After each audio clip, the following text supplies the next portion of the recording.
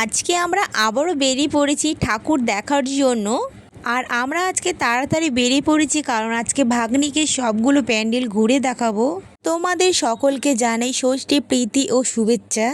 একটা প্যান্ডেল ঘুরতে না ঘুরতে ভাগ্নির পেয়ে গেছে খিদে, কিন্তু ভাগ্নি অন্ন খাওয়া না খেয়ে নিয়ে নিল আইসক্রিম।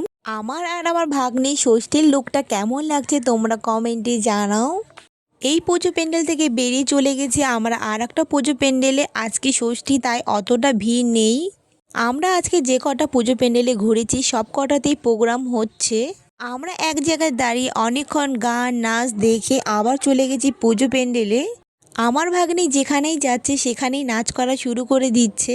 তোমরাই দেখে নাও, আমি ভাগ্নিকে ফটো তুলতে বলেছি আর ভাগ্নি গান শুনে নাচা শুরু করে দিয়েছে। এখান থেকে বেরিয়ে সোজা চলে গেছি খাওয়া দাওয়া করতে, কারণ অনেক ঘোরাঘুরি হয়ে গেছে। তাই ভাগ্নির পছন্দের খাবার খেতে চলে গেছি আমরা।